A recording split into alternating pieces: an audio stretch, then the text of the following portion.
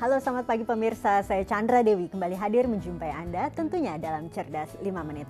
Topik kita pagi ini yaitu mengenai sandwich generation. Apakah Anda termasuk sandwich generation? Apa yang dimaksud dengan sandwich generation? Langsung saja di studio Metro Manulife kita akan berbincang bersama Ibu Novita Rumngangun, Chief Client Officer dari PT Asuransi Jiwa Manulife Indonesia. Selamat pagi Bu Nona. Selamat pagi. Bu Nona, langsung saja bisa dijelaskan yang dimaksud dengan sandwich generation itu seperti apa ya? Ya, orang mengira-ngira kalau namanya sandwich itu kan roti sandwich ya. Betul, roti lapis begitu ya. Ini apa hubungannya sama generation ya. Nah, roti itu kan berlapis-lapis, Mbak. Nah, sandwich generation itu juga tanggungannya berlapis-lapis. Tanggungan seperti apa? Tanggungannya seperti kita sebagai anak ya, bahwa kita juga merawat orang tua kita yang telah pensiun. Tapi di sisi lain, dalam waktu yang bersamaan, kita juga harus merawat dan membesarkan anak kita. Jadi kita dalam dua di atas kena, di bawah kena. Nah, itu tanggung namanya jawabnya double begitu ya. Iya, kira-kira usia berapa ini biasanya? Sebenarnya kalau dibilang usia nggak tepat juga kalau diukur dengan usia. Jadi siapakah sandwich generation itu? Adalah orang-orang yang berada dalam dua tanggungan itu.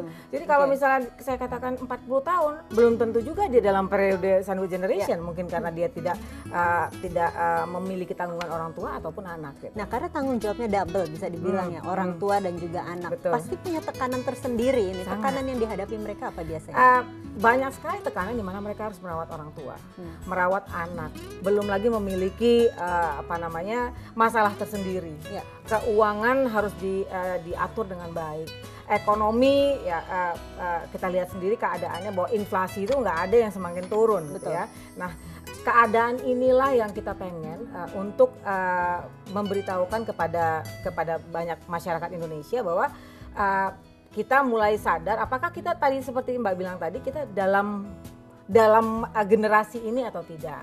Nah, ini data ini kita temuan ini benar-benar karena Manulife itu melakukan yang namanya survei. Nah, survei itu adalah bagaimana kita melihat sentimen pasar terhadap bagaimana masyarakat Indonesia melihat atau merencanakan keuangannya. Hasilnya bagaimana hasil surveinya?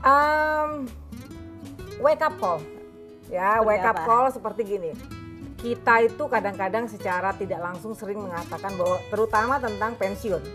Kita selalu berpikir bahwa kalau ditanya pensiun, gimana nanti deh? Ya, harusnya kita rubah ini pandangan ini.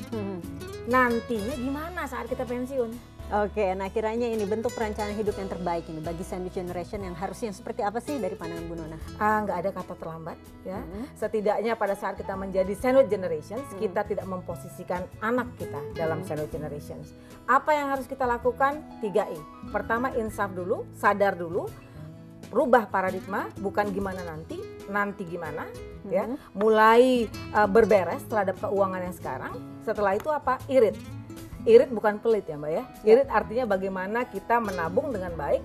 Menabung belum tentu juga cukup karena mesti lihat inflasi.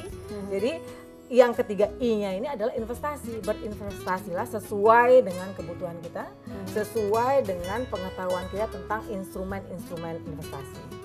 Oke, ini sebetulnya ya Bu Nona, kalau saya dari pandangan saya ini dengan adanya sandwich generation sudah harus menanggung orang tua, menanggung anak. Apa sempat memikirkan untuk masa pensiunnya sendiri ya, terlebih lagi untuk 3I ya. Karena seperti tanggungannya sudah semakin banyak ini. Benar Mbak, bayangin aja sekarang pada masa usia dia produktif, punya pendapatan aja, masih berpikir sempat atau nggak sempat, atau cukup atau nggak cukup. Bayangin pada saat masa usia dia pensiun, dia tidak punya income, sempat atau tidak sempatnya itu udah nggak berlaku lagi. Karena pada saat dia sempat pun dia sudah tidak punya income.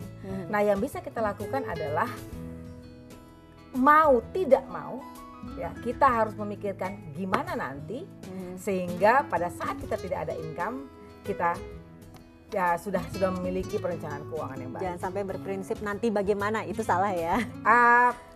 Nanti gimana justru itu yang benar. Jangan berpikir gimana nanti. Iya betul sekali. Baik Bu Nona, terima kasih atas waktu dan informasinya. Iya. Dan pemirsa, demikianlah Cerdas 5 Menit, Cerdas Finansial untuk episode kali ini. Saya Chandra Dewi, terima kasih atas perhatiannya. Sampai jumpa. Terima kasih. Dipersembahkan oleh